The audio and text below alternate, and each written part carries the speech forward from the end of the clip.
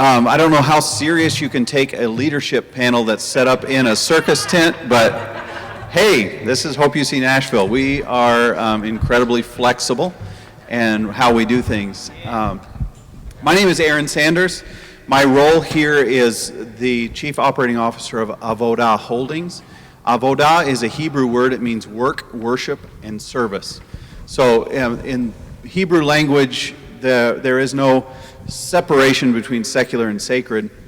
And so we've formed a business concept around that. So that coffee shop that you're in, the barn that you're in is actually an event space as well.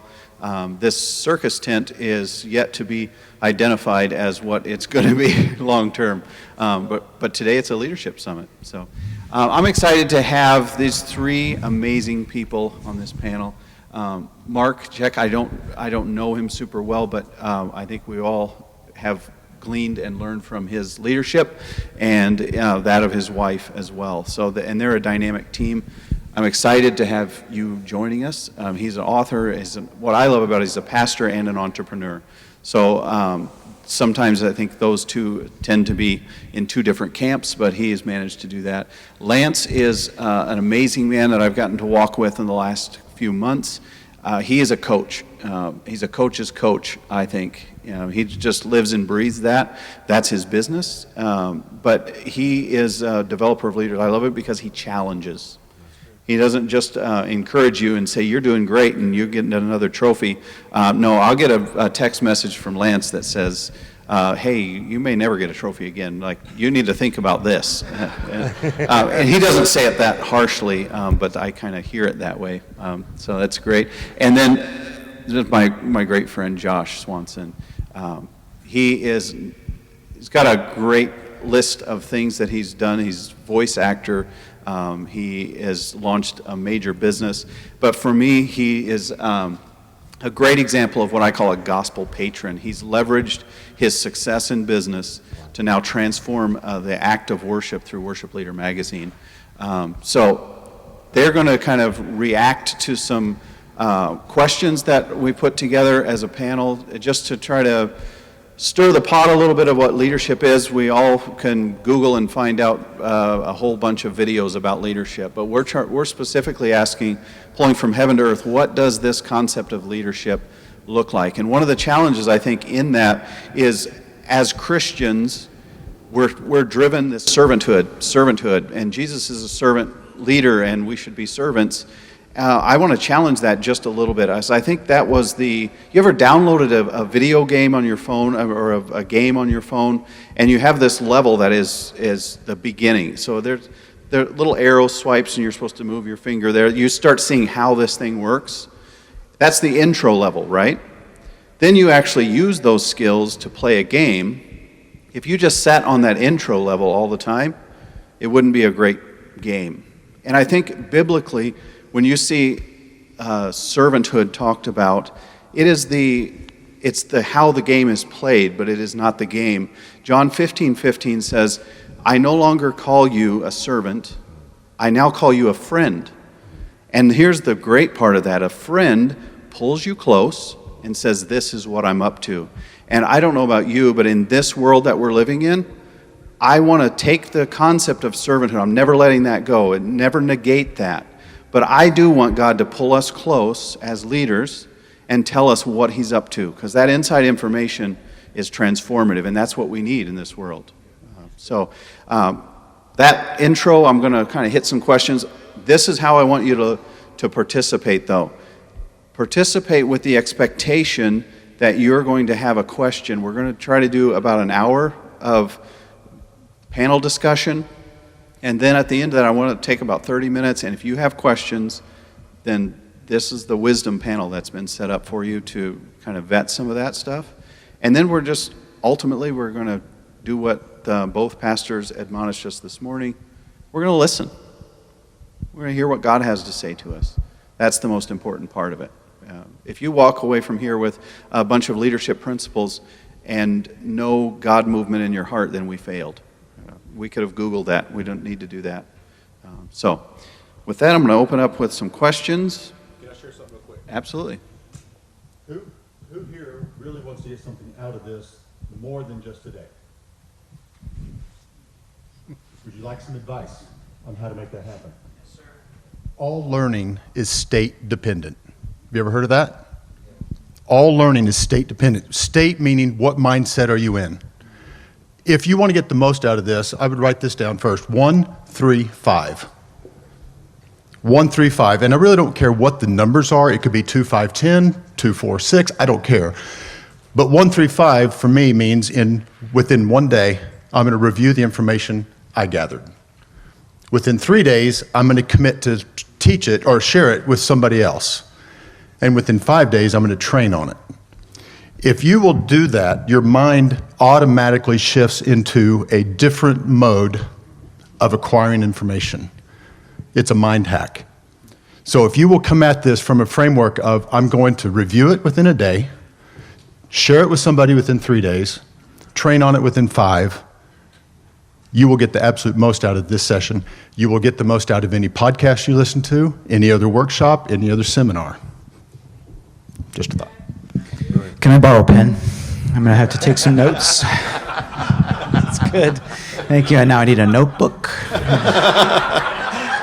Okay. Wow. See, that's exactly what I'm talking about when Lance, I'll ask him for another book. He just pours books out on you, and then I'll say, hey, I need another book. And I said, oh, hold on a minute. I just need to know what you learned from the last one I shared. Yeah. And so it challenges you to think. All right, just to get things rolling and to put a definition into let each person speak to what leadership is to them. So we'll start with Mark, and if you want to speak on what leadership is to you. Yeah, thank you.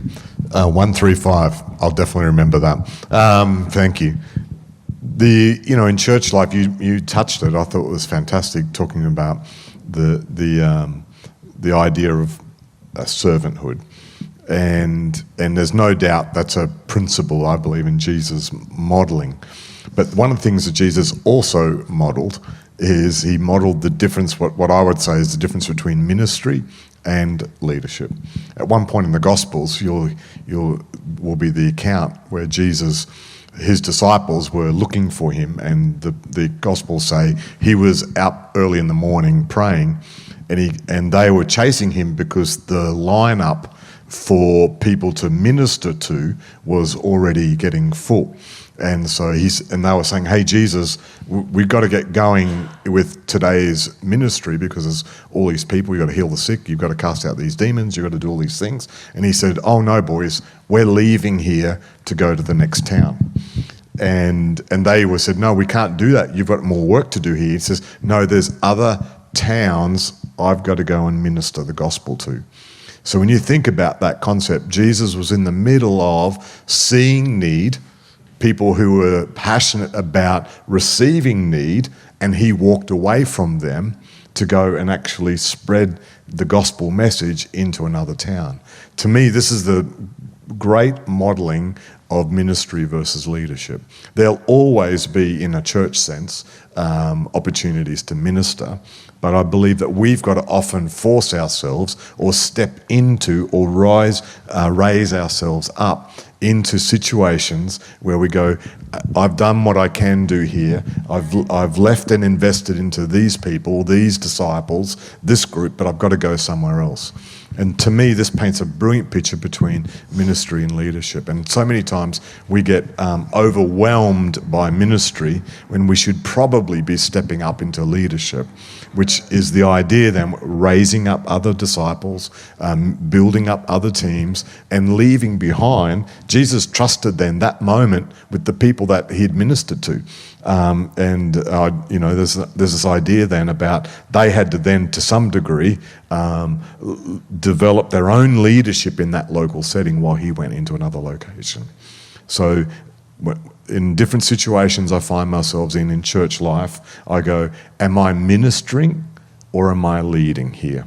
And ministry is pertinent, it's the right thing to do, but again, don't get caught as a leader where you're constantly having to meet the needs or the demands of the people and finding how you can extract yourself and move into a bigger picture. I mean, in a commerce sense, people talk about working on the business rather than working in the business. So that's the parallel to that in terms of a church setting.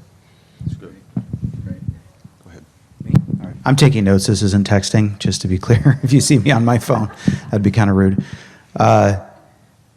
Thanks for having me. It's an honor to be up here with these men. I've already learned, taken notes.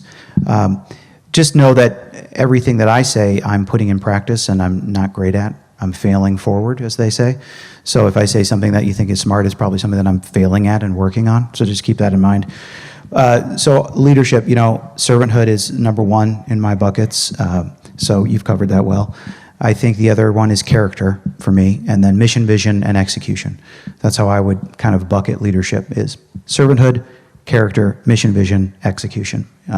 The character piece is, are you abiding with Jesus every day? Are you a person worthy of being followed? And that comes down to character. Psalm 91, he who dwells in the presence of the Most High abides in the shadow of the Almighty. Do you want to abide in the shadow all day? Dwell in the presence of God all day in your ministry, in your business. Business is ministry, the gifting that we have been given. Some of us sing, others of us run businesses, and that's just the way that we serve God daily. So character. Mission, vision, in my opinion, you can't be a leader if you can't jump on board with a mission vision. Whether you created it or you're following someone else's, you have to be the champion of that mission vision. Mission being who you are to the world, who your business is to the world, what your service is to the world, how you serve the world as a mission. But vision really being casting that vision of where are you going. So I'm going to serve you as your leader. I'm going to work on my own character to try and develop myself into somebody worthy of being followed. Then I'm going to cast a vision for where we're going. And then the execution piece comes in where I have to communicate that to you on a daily basis and challenge you to help me get on board with that mission vision and achieve it together. So that's how I would define leadership. Excellent. What I love about this already is you've got three different perspectives, and neither one is neither right or wrong. It's about their perspective, and when you have a buy-in on your perspective, you will absolutely show why it works and why it's effective. My very first mentor was a guy named John Maxwell, and he defines leadership as influence, nothing more, nothing less. I don't always take things right out of the box as far as if someone asks me a question, I can usually capture someone else's content, put my own DNA on it, and my word is I will tweak it to make it fit for me. So I will take a John Maxwell-ism and I'll tweak it. Now, Maxwell would probably hate to hear this, but I'll make his content better, right? And my definition for that is intentional influence. Because you can influence someone and not be intentional. You need to know what you're trying to influence and why you're trying to influence. So the intentionality behind that will keep you on task. And we were talking earlier, consistency on task beats talent every time. And when you know what your work is about, and you can be intentional going about it, then you can effectively influence. That's excellent. I'm going to build on that and talk about, there's a new concept, not a new concept, it's just got new language wrapped around it. It's called deep work. And if you're familiar with that, it's a finding that spot where you can download and get that perspective that they're talking about so that you know your what, and then you can apply or you know your why, and then you can apply how you're going to do it throughout the day. And my question to you guys as a panel is, do you utilize deep work? You could call it, in a Christian term, we'll call it meditation. If you look in the Bible, there's 32 examples of we're encouraged to meditate on the Lord.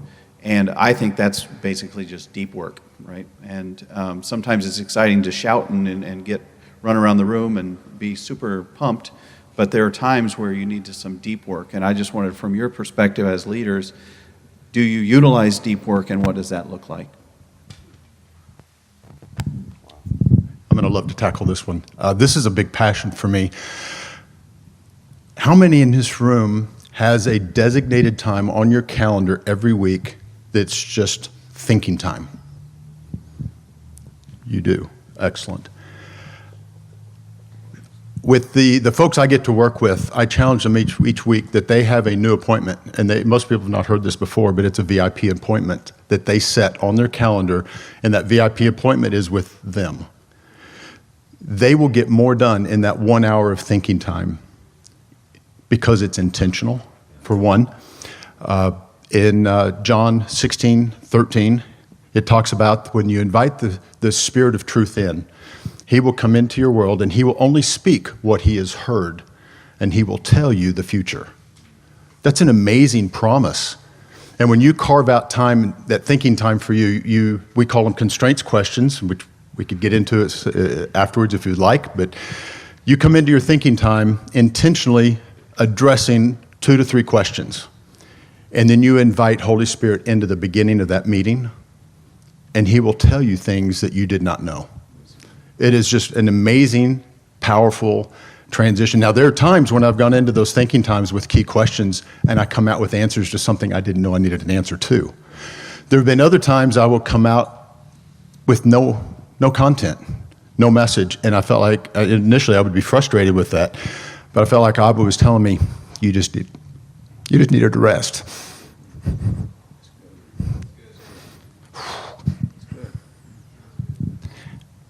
We don't always know when you're a high performer, high achiever, you don't always realize how badly you need to rest. So sometimes the best thing you can do is nothing. And when you're an achiever, when you're a go-getter, that's really uncomfortable. The other thing I would say is if you will make that appointment with yourself, do everything that you can to not cancel that. If you bail on that appointment, you're sending a really bad message at a subconscious level that you're not that important. If I have an appointment with one of these gentlemen at 2 o'clock on Thursday afternoon and I no-show, what message did I send to them? They're not important. I don't value them. Their time's not worth it. So at a subconscious level, when you begin to make appointments with yourself and you no-show, at a subconscious level, you're telling yourself you're not that important. And let me tell you how important your subconscious mind is. If you have something you can write down, I would encourage you to write this out because you need to see it. Your mind will process information at the rate of 40 bytes per second, 40 bits per second. All right, do you write that? 40/BPS. Your subconscious mind will process information at the rate of 40 million bytes per second.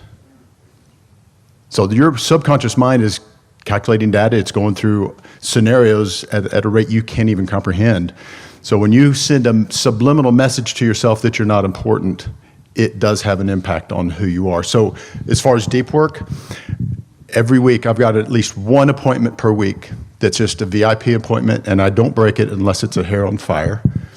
The busier I get, the more important it is that I maybe even consider a second one. That's how important your thinking time is, your deep work. When you mentioned that word deep work, I hadn't heard it in the context that you'd mentioned, but immediately for me, what I thought about was about purpose. And I know different seasons and different cycles in my life, just the normal machinations of life fills up the schedule, the travel, the work, the expectations, the to-do list. And again, that can somehow, in some ways, that momentum actually drift you one way or the other. And I know that I've had to, at times, really go back to first principles. What am I trying to achieve? What's the purpose? What's this about? And at that point, I can tell in my own self the signals, which is like I get mad, frustrated. Why is this so hard? It feels like I'm just doing a lot of work with not much reward. At which time I always do a stock take on, am I working to my strengths and to my purpose? At which point, usually there's some things fall outside of that window, and I'm very quick to let them go.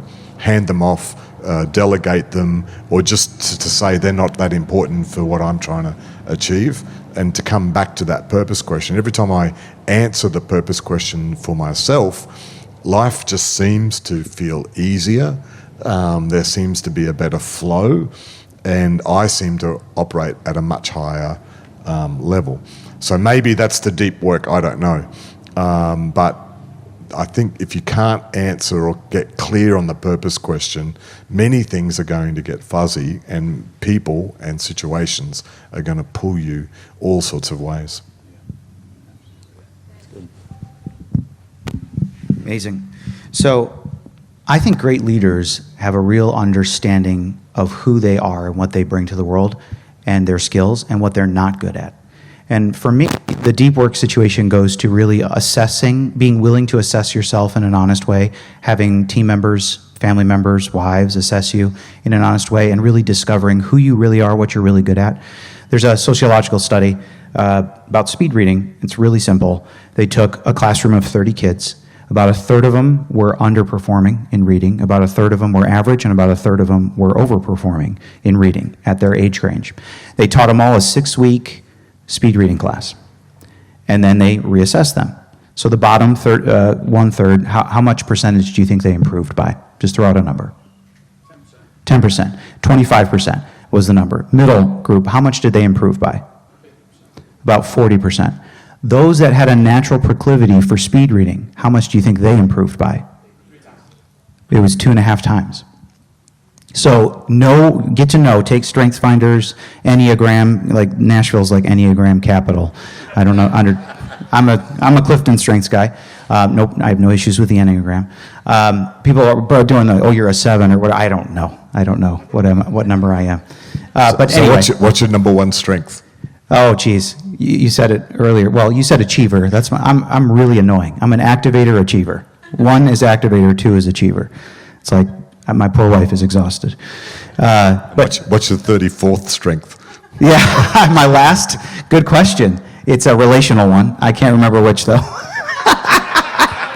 Not my strengths. Don't come to me for a hug. I'm glad that you know that. Where was I going? Anyway, speed reading. So all that to say, play to your strengths. So to the what was the phrase that you used? Deep work. Okay. The deep work for me is understanding what I'm really good at, because when I'm in my zone doing what I'm really good at, I'm able to outperform pretty much everyone else around me on my team because I'm operating in my strengths. So whether that is me going for a walk to do that, going on vacation, whatever the scenario is, it's the actual work itself that I happen to be naturally good at, that I'm able to excel at, and that makes me fall into that place where I'm really feeling like I'm getting a lot done in that deep work state. It's simply because I'm operating in my strengths. So. If you want a resource for deep work, there's a book called Deep Work. We want to hear you. You got good stuff to say. There is a book called Deep Work by Cal Newport. It is a fantastic book. I told you, he just must be reading 24 hours a day, 7 days a week. He always has a book and a quote for it, so it's amazing.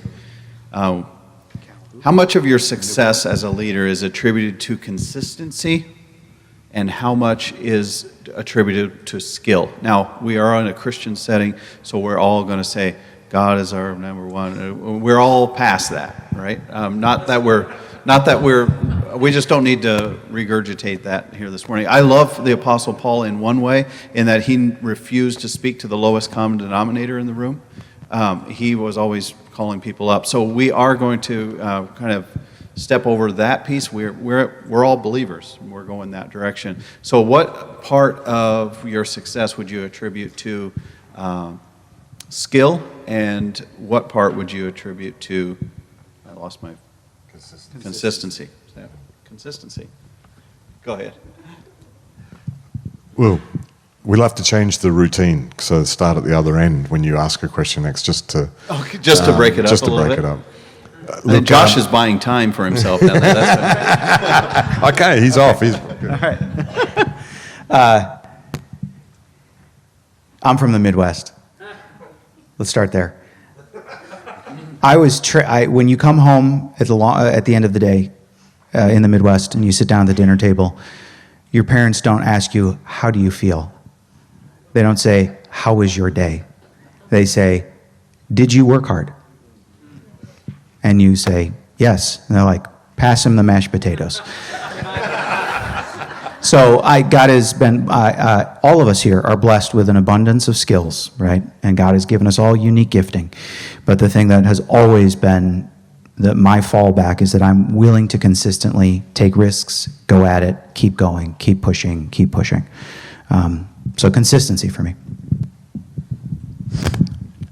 I think the proper question would have been skills, consistency, or spouse.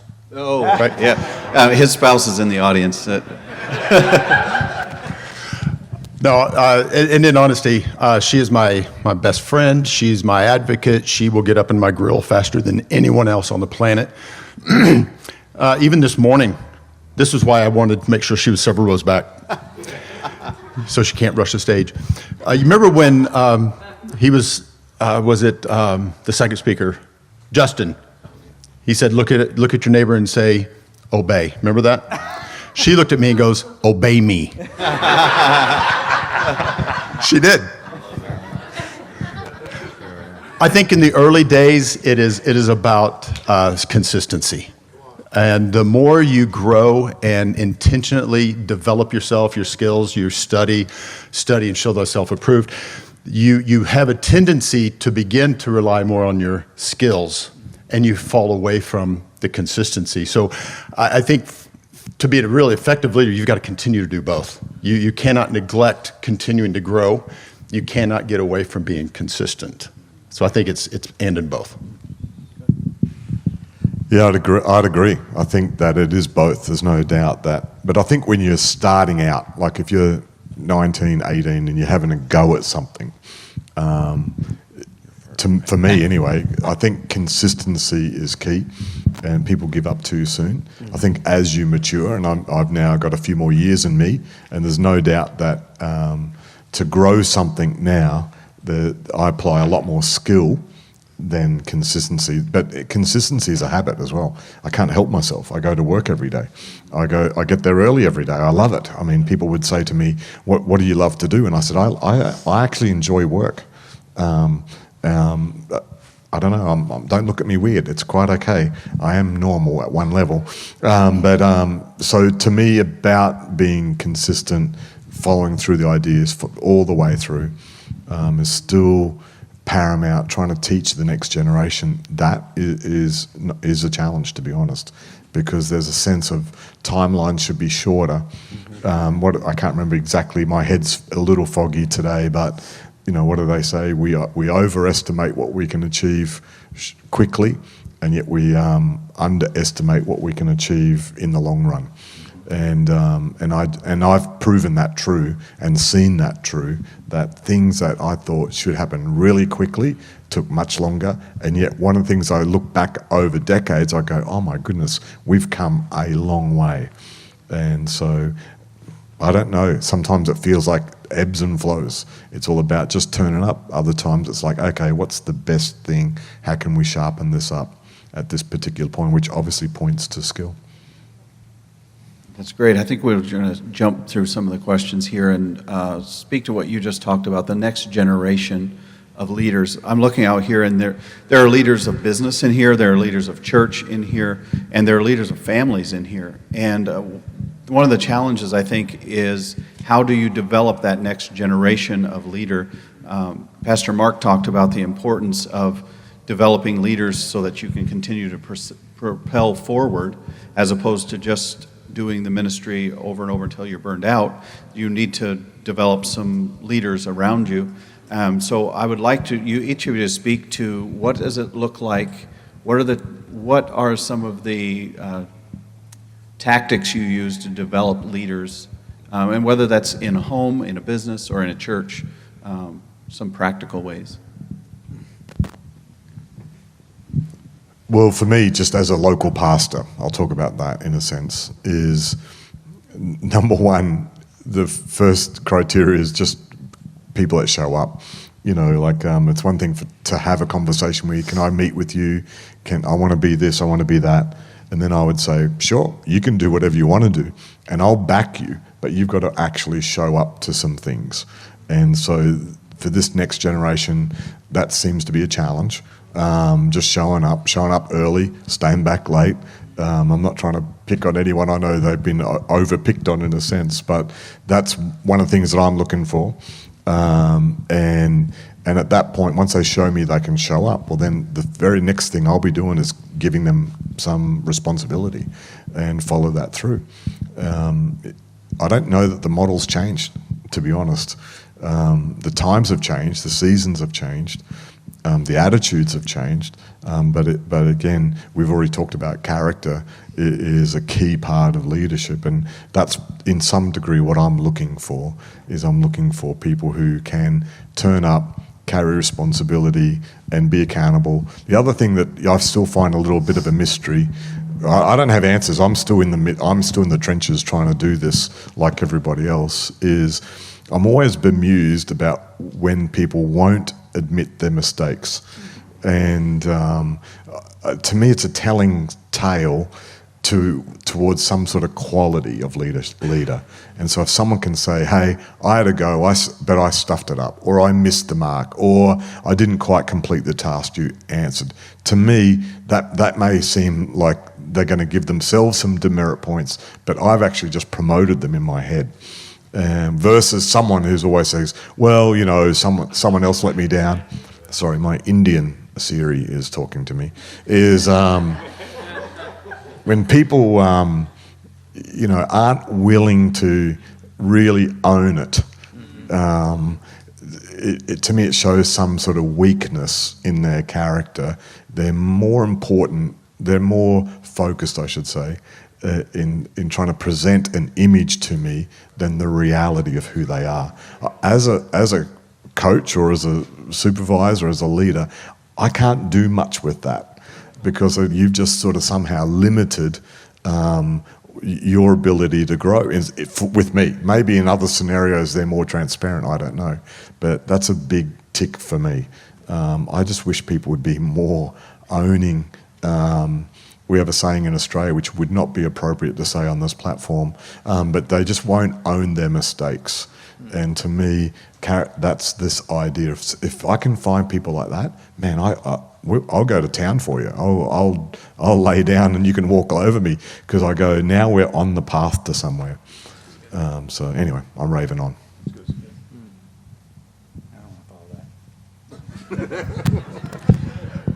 Come on, Captain. From my perspective, I want to talk to the dads. Who are the dads in here? So, first thing I would say is there's a big difference between developing the next generation and raising your next generation. It is so much easier to develop the next generation. I can get outside of my household and work with and develop, and then I can leave. It's almost like being a grandparent. We're a grandparent for the first, well, we've got a 3-year-old granddaughter and a grandson on the way, so it's pretty exciting. But we can go. That next generation, when I'm developing them, they're with me, they're saying the right things, doing the right things, and then I get to go. But when you're raising the next generation, especially when you got a strong-willed one in the house, which if anyone's going to be here tomorrow, you're going to meet my oldest, which is a big risk on Aaron's part, but he invited it. Raising the next generation, you have to develop yourself. As a dad, you have to be willing, I use this phrase a lot, you got to be willing to be inconvenienced. It is inconvenient to invest in your sons and your daughters. But I can tell you it'd be far more inconvenient if you don't. All right, so I'm going to give some books. Let me give you some book titles for you to look up. If you've got children age 18 and under, these things are great resources. The first one I'd recommend is called Raising a Modern Day Knight by Robert Lewis. Another one is King Me by Steve Farrar. Another one is I Call Shotgun by Tommy Newberry. All three of these guys are totally different perspectives. Robert Lewis is a pastor out of Arkansas. Steve Farrar is former Green Beret. Tommy Newberry is a coach, business coach. So you're going to have three different perspectives, but they're flat out amazing. But you've got to resource yourself, and then you have to hold your ground. There are a couple of phrases my wife and I use to encourage each other, but there were times we'd look at each other and we'd say, "We will outlast him." And we were serious. We will outlast you. Others were, "She's first," because boy, they will challenge that. But there's nothing more rewarding to watch them begin to make good choices. But you have to realize you have to begin to separate yourself from their choices because they still have a free will. They can still make some bonehead choices, and that's still their choice. You pray, you fast, you invest, you be willing to be inconvenienced, because you're going to be inconvenienced either way. I would rather be inconvenienced on the front end. Does anyone follow Coach Calipari out of our, Kentucky? There was a post that showed up, I think it was early this morning, but there was kind of a negative view. This co-worker showed up for the basketball game, the UK Wildcat basketball game. Did anyone see that? Wasn't it amazing? This co-worker showed up, filthy dirty. He still had goggle marks from the coal that was on his face. Apparently he rushed out of the coal mines to go home and get his 8-year-old boy and took him to the game. That dad was inconvenienced, and he was ridiculed. That son will never forget that.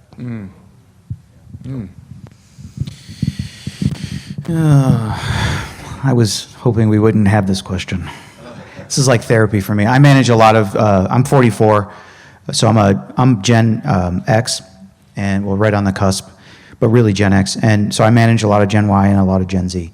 And I've admitted already that I'm relationally not as equipped as others. I sit on a leadership. I think that's a sign. God's like, shut him down. Will it reach? Will it around you? Cool. I sit on a leadership team with 4 other people. All 4 are strong and relational to make up for my lack of relational. So what that means is I have very little patience for interpersonal issues at work, right? I just want to get to the work, get to the big picture stuff. Let's build something. Let's go. And when somebody wants to talk about something personally happening or professional development or things like that and stop me, man, is it hard for me, right? So I have to check myself all the time about that, and I'm working on getting better at that. But what that has taught me is that the thing that people want the most from me, given that they know that I'm not good at it, is for me to just stop, look them in the eyes, and listen, and show them the Jesus side of me, which is that I love you as an individual. That's good. Right? Period. That's all they want. Because I can say to them, I hear you. That is an important problem. I'm not the one equipped to solve it. I've got 4 other people here that are amazing at solving it, but thank you for telling me. I do care. Now I'm going to give you to this person who's going to actually help you solve it. It's that simple, and it took me 15 years to figure that out, right? And all this gray hair and all that stuff. So that's my key thing in terms of leading people well, managing people well, is just simply recognizing my strengths, recognizing the lane I need to fly in, or the lane that I need to go in order to fly, right? And then telling my team that, sharing that, communicating. This is how I'm made up, right? Another thing my team knows about me is I'm a verbal processor. So early on, it was like, oh, we're going to build this, we're going to do that, we're going to do that. And I would do 20 ideas in a meeting, and everybody would be like, what's happening? And we would do one thing, and I would look like a flake. All it was that I was processing ideas for where I wanted to take the business next or where we wanted to go next, but I hadn't decided on them, and I needed to stop verbally processing in front of the team, right? And do that in an appropriate setting. So all that back to the same point. Learn early on how you're made up, who you are. Get a business coach. Go to counseling. My wife and I have an amazing counselor that has really become like a coach to us that over the years for marriage, for individual stuff, for business stuff. She's fantastic. Build that coaching and mentorship into your early days in your career, in your leadership career, and really assess and learn who you are and figure out how to operate in those strengths so that when those moments come up, and I'll tell you one came up this morning on the drive in, I had to be on a call. And it was a really amazing group of people. And on the call, somebody stopped us in the call and said, hey, this person goes by a different pronoun. They go by they, them. Okay? Now, my Midwestern, Christian, conservative, all this stuff, all these red flags started to fly up, and I had to be reminded in the moment by the Holy Spirit, what's the most important thing here? My silly ideas about the inconvenience of trying to remember that one person on this call would like me to address them as they, or addressing them as they in love, because they asked me to. Right? If you said your name was Justin, I wouldn't call you Frank because you look like a Frank. I would call you Justin. Right? Get over yourself and get over all that stuff and just go back to the basics. Okay. I'm not going to be good at addressing the pronoun thing. I'm just not. But they've asked me to call them by that. I'm going to do my best to do that. And then if I make a mistake, I'm going to say, look, I'm not good at the relational thing. I'm a big thinker. Please don't be offended. Here's somebody you can talk to and complain about me on my leadership team, right? And they'll walk you through that, right? So I think I'm rambling, but my point is assess who you are early on, and then don't go outside your lane. Bring in other people to help fill in the gaps for you. And for me, the leadership thing really just comes down to simply loving people well, giving them a moment to make sure that they feel heard. I think you need a hug. I do. How did you know? What did you say? He said, I think you need a hug. You can give him one. He's just not going to be good at giving it back. I'll take it, though. Just do it. One of the things that stuck out to me this morning from was Pastor Justin's message. He had a lot of great things to say, but one of the things that has stuck with me all day, and I've been thinking about it, is he mentioned all of the tracks or the content he's gotten from somebody on his staff having a dog, and that he's hanging out with that person and enjoying time with that person. To me, that spoke volumes. That wasn't his point, but he's developed a relationship and a culture where he can, it's not just about you work for me and we have to do these things together. There's a culture that is family, and that's what I love about Hope Unlimited. It has that family feel. When Hope Unlimited Nashville started, we were just a bunch of people that were kind of over the church system. We still went on Sunday, but we got our life from Friday night worship nights. And really, we call them worship nights just because when you're in Nashville, everybody sings and everybody plays. So somebody's going to sing and play at some point. But we were really just hanging out and exchanging numbers and starting to have some accountability. And from a leadership standpoint, leading has a reputation of being a lonely operation. And I want to hear from you guys, what do you do? My wife is my best friend as well, although Ray Hughes is speaking in one of these other breakout sessions, and she said, I hear you all the time, and Ray is in this session, so I'm not coming to your session. But I think that there needs to be somebody outside of that close circle that has the ability to hold you accountable and that can kind of bear that burden with you. So what do you do intentionally, or do you intentionally create those type of relationships in a leader role? Sure. My wife is sitting there with a cool hat with the cross on it. She's been with me through every endeavor, and she started a nonprofit, and I've been with her in that. And the thing I'm proudest about the most is my relationship with my wife, no question. And I don't think that you can do. I just don't think you can do life well without a good marriage. If you decide to get married without a really good, solid marriage, so start there. Come to your leadership meetings, come to your team meetings with that in check, and you'll have a head start. But on our leadership team, we call it a leadership team. So when you join the leadership team, you join the team, and I may be CEO, but that's irrelevant. On that team of 5, we are all equal, and everyone is allowed to check one another. Now, we have our roles. If there's a tiebreaker, I get the final say, whatever. If there's, vision conversations, that's going to go through me.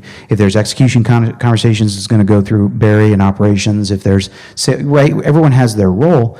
But on that team of 5, we're just equals, and the whole hierarchy of a business leadership structure just goes out the window. We pray together every Monday about the business. We make the decisions together as a team, and that's the team that I manage, right? So I manage that team of 5. They manage the rest of the company. But that's really how we've handled that. I think just the willingness to be held accountable You know, the accountability has kind of gotten a bad word. It becomes a cliche. When any word that's used a ton, it loses its value, or it gets a wrong attribution to it. But you've got to be willing to allow someone to speak into your life. I think that's why sometimes I use the word "get up in my grill." Someone can challenge me, and you know, like my number one person to get up in my grill is also sitting right by his wife. And I've already told I will pay for that me comment earlier. But there's other people in our lives, and you know, even before coming here, I sent a text to. There's 5 guys that I know that if I send them a text, hey, pray for this, they're going to do that. They will also call me out on something. And I was telling you a few weeks back, that was not a comfortable place for me growing up. My personality, I'm a disc guy, so I am a high D I, if anyone knows what that means. My D has dropped significantly with age, thank God. But in the early days, it was kill them all, let God sort them out. I didn't have time for it. But there was a friend that we were parked in my driveway after we got through with some sports, and I guess I can't say the whole word that he said, but you're being a butt. They didn't use the word butt. He said, you're being a butt to your wife.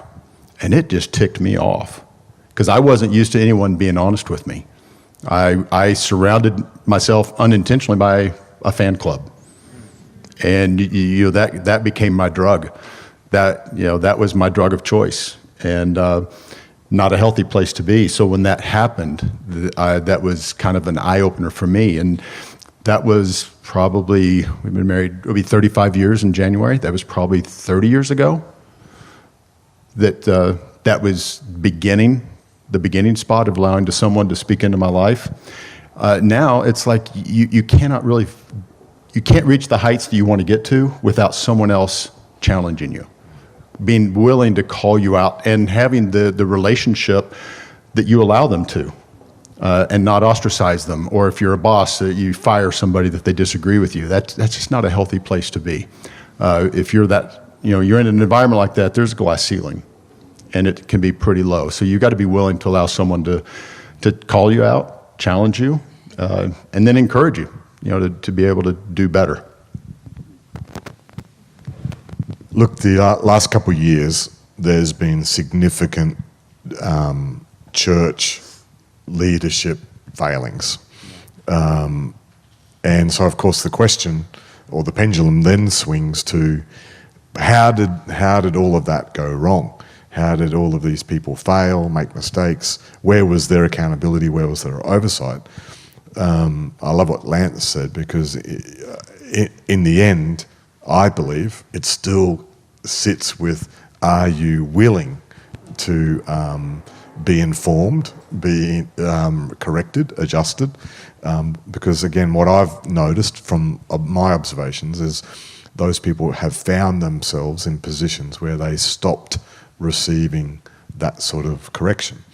And which means that what they're really saying, which I think is a good self-check for all of us, is my ways, my ideas are the best. That's the only way you can really summarise that. Because if you can actually, where we started, humble yourself to say, I've got some good thoughts, I've got some good ideas, but they're not the collective of the best. And so which means I have to open myself up, pause, and in a lot of cases, listen, create the spaces so that other voices can come. Because all of us can bravado our way through, and even though we might hear some correction coming, we can explain it away. We can say, well, that was a separate situation, you don't quite understand, you weren't there, you saw my reaction, but you don't understand the pressures that I was under behind the scenes. So we can explain all of those attributes away that people are coming to us to say, you might need to think about what you said, Mark, or how you said it, or what you did. So again, if we can be brave enough to actually create those windows where people could come, and again, as a leader, typically, you've got to remember the power imbalance that you have as a leader, because it's going to be difficult for a subordinate to come up and actually say to you, hey, boss, your tone is out of line with your character. Where maybe it's easier for a friend, and of course, it's super easy for a spouse to say that. We know that. So again, you can rebut that away, you can build a wall, you can actually create a tougher skin to let those things bounce off of you. So again, why wouldn't you allow yourself to be softer, open, more time, so that you could be a better person? Because again, hopefully, we talked about unity last night. We want to be in something that's big, powerful, and strong, which means we're going to have to have other people in our world carrying some weight. I can't go where, put it this way, I'd rather live for God's plan than for Mark Zschech's plan. His plan is bigger than my plan. I've only got certain skills and attributes that can go a certain way, which means I'm going to have to then surrender to some degree, or yield is probably a better way, to put some of my personal choices down so that I can be part of something bigger. See, unity only works when you surrender something. I always say in business, for example, because I'm a bivocational guy, I actually have a business and I'm a senior pastor of a church, is some of the best opportunities is when there's conflict. And out of those sort of conflicts, then hopefully will actually be a test of our relationship, be it a supplier and customer or leader and church person. So when a conflict happens, to me, that's a big test of leadership right there. And am I going to really, truly listen? Talk about accountability. Am I really listening to the staff that are exiting out the door? Or am I just going to explain that away and say, no, look, they don't fit, they're not part of our DNA, they're chasing a different dream? Well, would I be open enough to actually really study the exit interview and then submit that exit interview to another group of people and say, what could we learn from this situation? See, accountability comes in many different ways.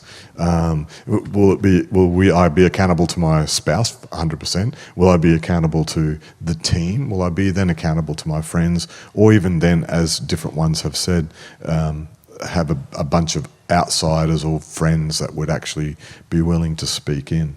But again, all of that only works. That only works if you, the individual, are open to listening, and not just listening, but changing. If I can jump on that real quick, the last thing he said is really, really crucial. We were talking a little earlier about the difference of words, and there's a huge difference between being teachable and being coachable. And that's really what he's talking about. If you're teachable, like if you're here today and you're going to be teachable, you're gathering a lot of information, and that's where it stays. But if you're coachable, you're willing to change. So if we can have that perspective of being coachable, we'll be able to make some different choices moving forward. That's great. And one of those things that you need to, I know that we just ate and we're now almost an hour into, or a little over an hour into this session, so you may have missed some of that. If there's a way to get the video and go back to it, I just want you to know that that part of it is so important, what they just talked about. We all think that we're not selfish when we're in our teen years, and then you get married, and then you find out, well, I'm really selfish. And then you have marriage for a few years and you think, man, I'm not selfish. And then you have a kid and you realize, wait a minute, I am still super selfish, right? It's constant. We are at heart, by default, narcissistic, right? So if you're in any kind of leadership, the fact that what these men just talked about are strategies to avoid narcissistic blow up and burnout in your leadership. That's why I say if you're just now hearing, you just woke up out of a stupor, I'm challenging you to get some wisdom just dropped that you need, because if you don't have it, by default, you will end up making decisions that satisfy your own mind. And you don't want to do that. All right. The last question I have for you all is, if you had to choose, your leadership house is on fire and you can only take 2 skills and leadership out of the house, what are the 2 that you would grab and run out with to start over? For me, there's the first one would be consistent growth. Until the coffin lid closes, my intent is to be growing. Just consistent growth. John Maxwell, if y'all know him, he's 74, 75 years old. I've never met anybody that has that level of tenacity at that age and is so incredibly focused. So he's growing. 75 years old, he is not slowing down. He's opening up new businesses. He's going into other countries. They have a mission to develop 10 million leaders worldwide. And he has governments that are calling him to come in and train and develop people. So consistent growth. The other one would be critical thinking. Critical thinking. We do not, as a culture, reward thinking. If you think about it, even our school systems, the way most of them are set up, it's regurgitating information. It's how well can you memorize something.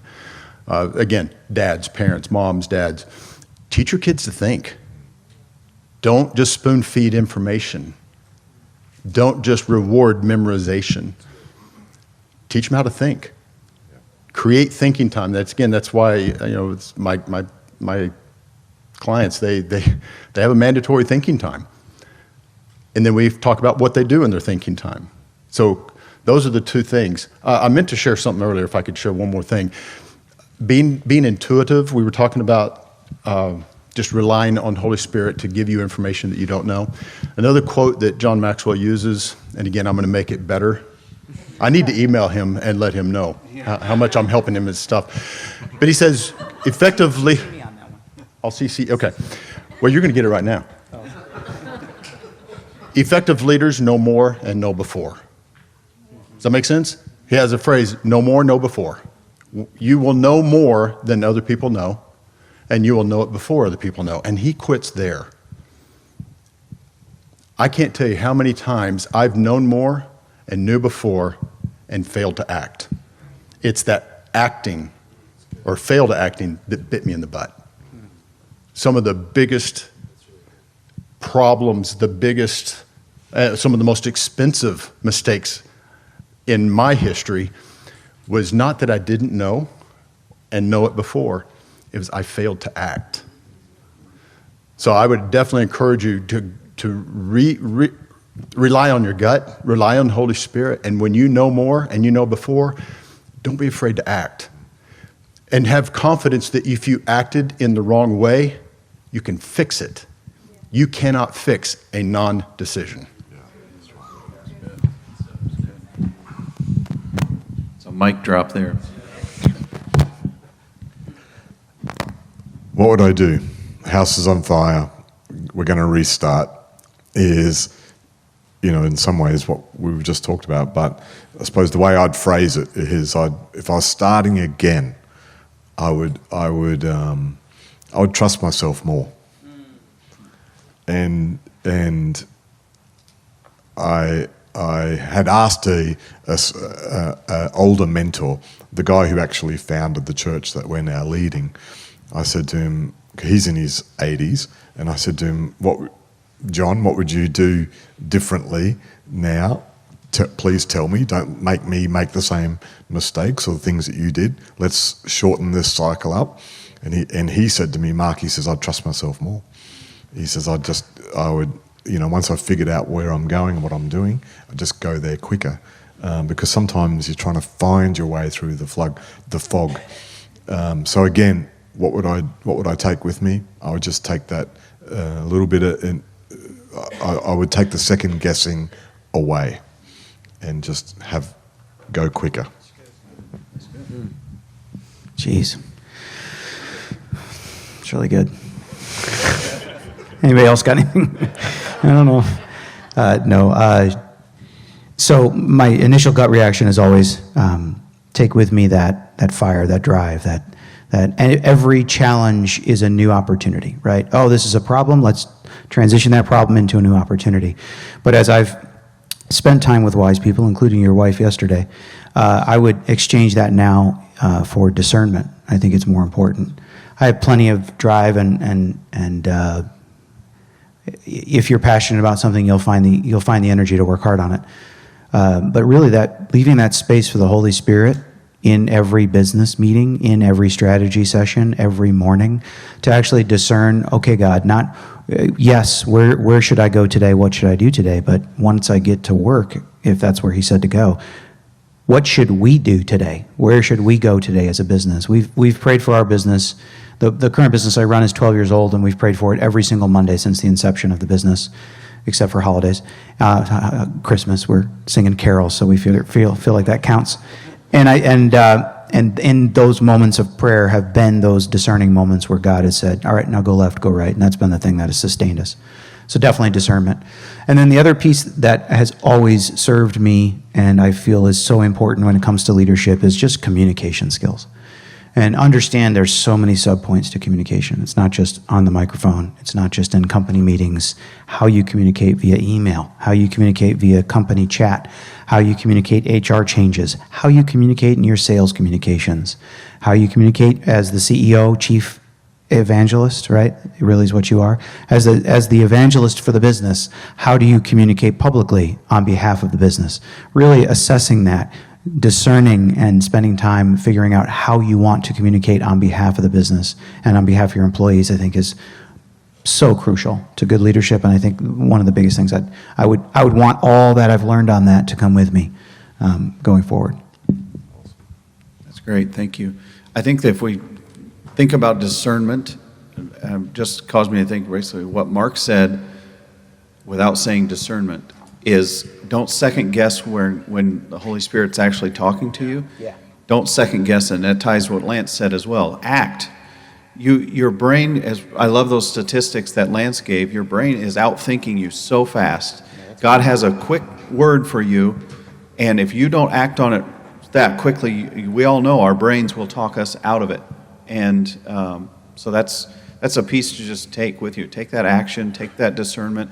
I spent a lot of years in a corporate world, and I was discerning, and I kept getting divisions given to me because I would go into the meeting and I would know something about somebody, and I would meet one-on-one. They're basically destroying this division, and I would know something about that person. One was, hey, I just needed to ask you about your son.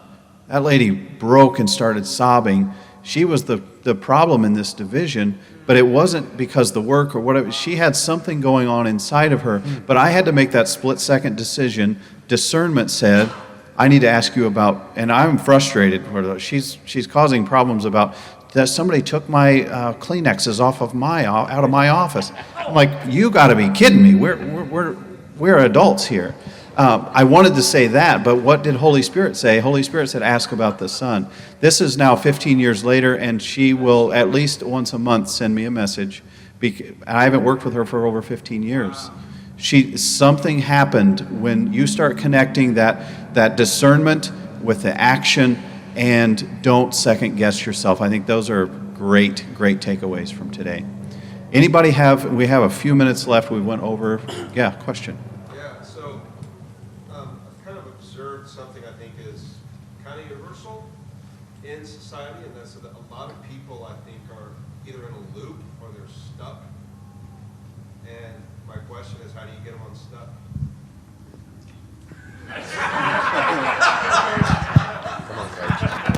You don't give them a hug. A hug may work, actually. I'm going to get so many hugs after this. You are. Now, well, the first thing is they have to want to get unstuck. You know, I've had so many people that I've wanted their targets, by the way, we use targets instead of goals. That's a whole nother deal. Goals have lost their power. Desired outcomes. I mean, if you just think of the energy behind the words, desired outcomes have a lot more power than goals. That ties into your book you're reading now, Power versus Force. But if they don't want to get unstuck, there's not much that even, there's not much you can do. Now, if they're willing to get unstuck, that's where there's books, there's resources, there's podcasts, there's a lot of things that you can do to help people get unstuck. Sometimes it's as simple as a pattern disrupt. What are the patterns that they're doing now that's not serving them well? This will be a massive inconvenience on you if you want to lock arms with them, but it's worth it. Inconvenience is a phrase that I've been stuck on for nearly 3 years now, because life is inconvenient. Steve Harvey has a talk that says, choose your hard. You know who Steve Harvey is? Life is hard. It's hard if you do this, it's hard if you don't, so just choose your hard. Well, it's inconvenient. So if someone is willing to be unstuck, they desire to be unstuck, there's resources available. A lot of it is just undoing a pattern that's there.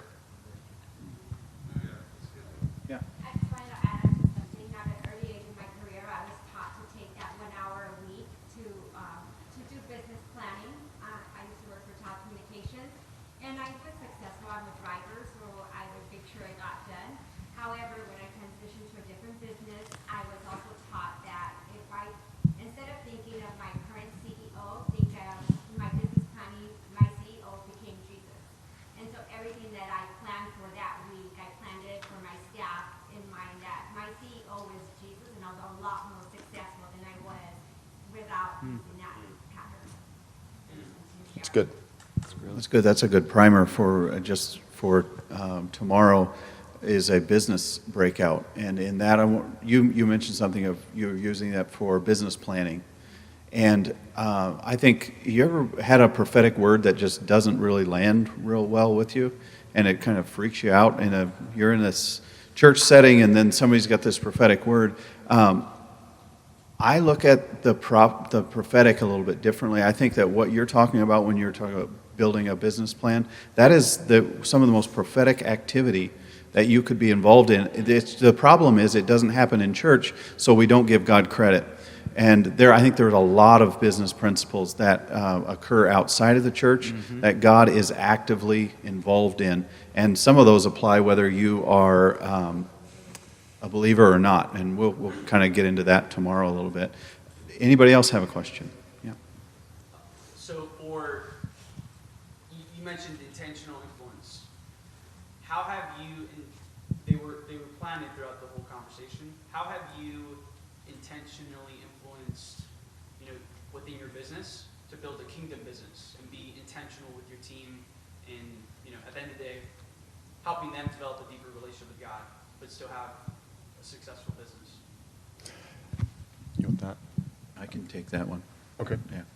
So you're at the coffee shop, right? This is just the perfect example of this, what you're asking about. Our coffee shop, 1819 Coffee, is if you've read behind the coffee machine, there's a quote, or basically our mission statement. Depression, anxiety, and suicide, double-digit decreases, and those type of things. That's what we're going after as a coffee shop.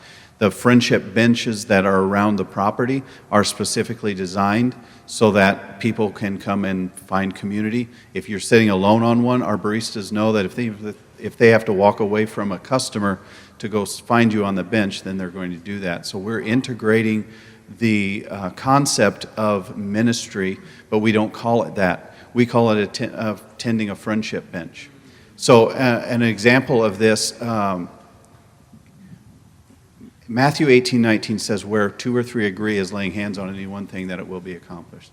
The coffee shop is called 1819, and the reason it's called 1819 is because the house was built in 1819, right? So that's our public message. But we know underneath, and this is getting to your point of how do you develop leaders and people to accomplish a kingdom business, we train them to not speak Christianese, right?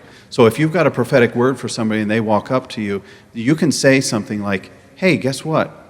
I was just thinking about what the purest love would say about you, and I feel like this is what the purest love would say to you.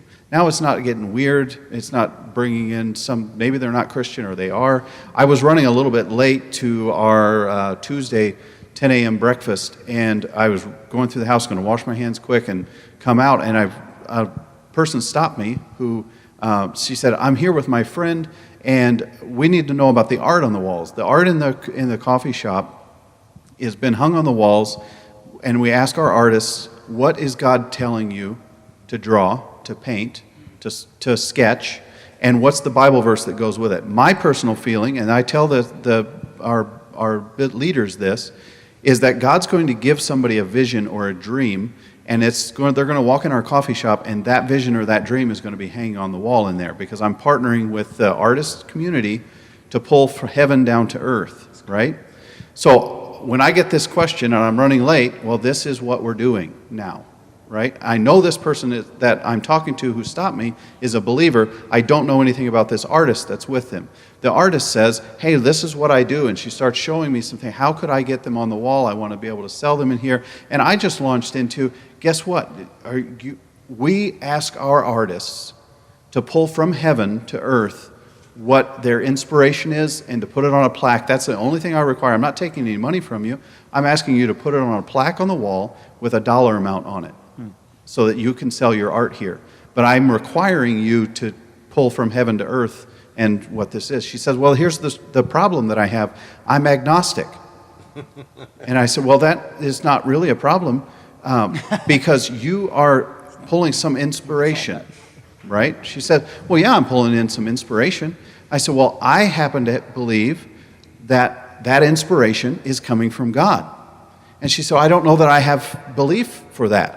And I said, that's okay too, because I have enough belief for both of us.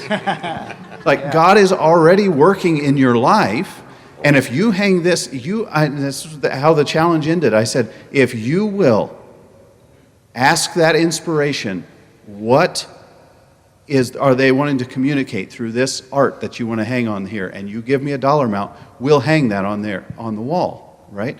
Why did I do that? I did that because I'm already partnering with what God's doing. He's not waiting for that person to come to church and go through the steps. He's already talking to our world. And what he's asking us to do is to partner with him in what he's doing. And our problem is we've got it backwards a little bit. We're asking him to partner with what we're doing. We've got an evangelism program, and we threw that out as a business and said, no, we're going to welcome people in, and then we're going to meet them where God is already working with them. That's awesome. That's a different thing, and we've gotten into the tomorrow's business thing a little bit, so sorry about that. Anybody else have? I can, Jeff. I just think it's important to note. I think it's important to note as well as a believer, entrepreneur, starting a business, whatever your situation is. It's just like a marriage. Who you partner with. Don't be foolish. Partner with a Christian, and make sure that you're aligned missionally before you start any endeavor. And we all have heard this before. You can't take anything with you. You're starting a business to do kingdom work. Period. If you're starting a business just because you've got a skill or an idea and you're not discerning and feeling like the Holy Spirit is saying to do it, it's irrelevant. The coolest thing is to use your gifting for the kingdom. And if you do business, which I think all of us do business, whether that's singing or like I mentioned, so partner with a Christian, 100%. Then when you build your strategy, and the way we've built our strategy is how do we leverage this business to plant more seeds for the kingdom? Now, that can be financially giving to another organization. In our case, it was partnering with another, using the profits from our current business to acquire and partner with another business, which is solely funded by the first business, not making any money yet, but fully focused on worship theology and worship training and worship, right? And spreading that and equipping people in that. So, but it all starts with who you partner with. We've got time for one more question if anybody has it.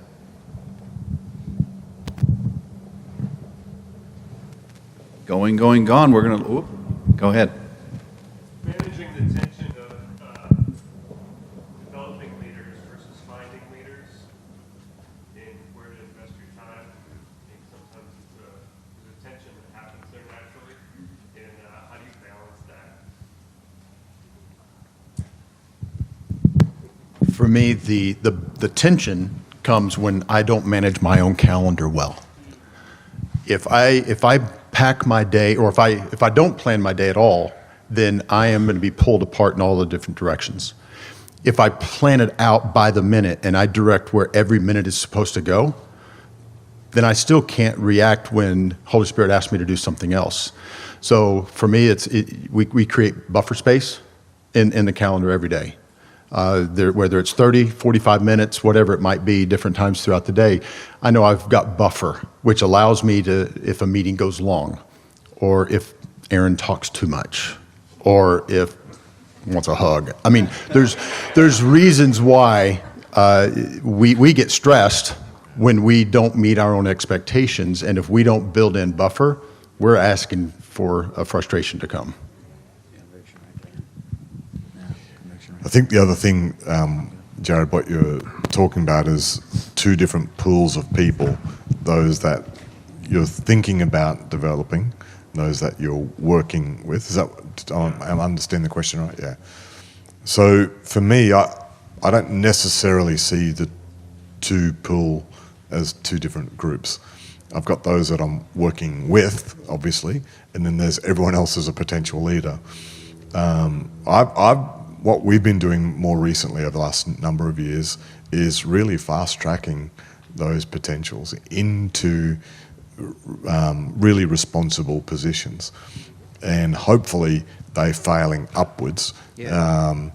And again, some of those other things I said previously, as long as they're showing up, as long as they're showing commitment, as long as they're willing to admit their mistakes, then to me, they are actually in the leadership team. Now, they might be younger on that development path, for sure, but the tension for me is more about making sure that runway, or that whatever phrase you want to use, that pipeline, is just always flowing.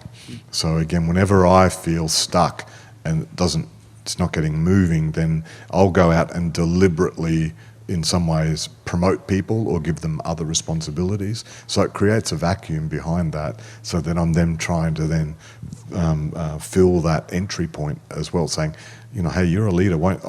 And some of that's about my gut. I go, I could look across a group of young teenagers in the room and go, oh, I think there's something special about those 3 or 4. Well, at that point, I'll go and tell everybody about that in our group and go, we need to somehow get them on this path, give them those responsibilities, and then, help them if they fail. Some people hit a loop, which we've talked about a little bit earlier, saying, I don't want that. As a pastor, one of the most frustrating aspect of pastoring a church is not watching train wrecks of lives, to be honest, because God's grace can bring that all around. But the most difficult thing that I get most frustrated about is watching people hit a ceiling and deciding that that's where they're going to sit. And yet I see something bigger on their lives. Everyone else sees something bigger, but they continually choose a halfway mark. That is incredibly frustrating. I don't know how to resolve that. So, Lance, if you've got any ideas for me, I'd be welcome to take them home. But that ceiling, that loop, that lid is challenging. But I then would go back to the next cohort, the next generation, and just say, come on, we're gonna do something special here, and try to bring the next team through. Pastor Larry said something this morning that I think is pertinent to this. He talked about sometimes we're operating as the dad as opposed to that we are the son or the daughter. Mm-hmm. And I just want to speak this out. These are very practical steps. But it's not your job to get the right person, and it's not your job to develop that leader. It's your dad's job. And he's developing you, and he's going to develop the other. I just want to leave you with this one little bit of encouragement. I'm naturally a driven person, so I try to solve my own problems and end up making 5 others while I'm doing it. That's my kids used to. They make a mess on the floor, and I'm trying to clean it up, and they were so frustrated about the mess they would try to put their head in between me and the mess and trying to clean it themselves, and it's not helping. And sometimes I think we get in our own way that way, and this comes back to discernment, action, and this is the example I'll leave with you. Here we're going to have a conference. It's 2.5 weeks ago. We got a conference coming, and our baker tells us, our outside vendor baker tells us, hey, guess what? I'm done. I can't bake for you anymore. We go to 4 or 5 other bakeries, and we give them the amount of pastries and cookies and things that we sell on a daily. And they said, oh, sure, we can handle this weekly. And we said, no, you don't understand. That's just what we do in a day. And they said, we can't touch it. So now I've got a conference coming. We just without conferences, without anything, we have over 2,000 people per week coming to our coffee shop. I need to have I'm under pressure, right? Where's my pipeline? I need a baker, I need this. So I start scrambling, and I'm sitting in my office doing that and ready to spend about $30,000 on equipment, 3 pieces of equipment, and I hear the door open near my office, and somebody starts talking, and they say, well, I have this 60-quart mixer, and I have this double freezer, and I have this oven, and I really have to move it out ASAP. And so then I walk up and talk to this person, and it turns out to be season 1 winner of Master Chef. They are wanting a place to operate their bakery business. So I didn't have to buy anything. They came with all of their equipment. They're managing that's all the baked goods that you're getting. She brings a great spirit into the place. But I'm telling you, I stressed out for a couple of weeks trying to figure out how to get this thing in the pipeline and develop that leader. And God said, hey, boy, I got you. I got you. So the message I want you to take from here today, leadership is definitely a bent that you have, and He's got you. Don't stress too much about it. When it gets that heavy, when you start pushing something that should be pulling you along, stop for a minute and start remembering that you are a son. Yeah. The other piece I'm going to leave you with is that this is just a concept that I carry with me. I think sometimes Christians like to stop what they're doing and then summarize the whole thing in a little prayer and make it. I feel that differently about it. I feel like God's been in the room the whole time that we've been talking. He's working on your situation and your situation and your situation, and this has been prayer. For the last hour and a half, He's been here walking through your situation with you, using these voices to speak prayers into the air, and we just want to say amen. Yes, Lord. Yes, Lord. For the things that burning in you and the principles that you're going to walk away from here, we just say yes, Lord. Amen. Thank you for taking the time. Thank you all for participating. And here's how the entrepreneurial spirit works. For $1, I will allow you to hug Justin. $1. The line can start right here. Hey.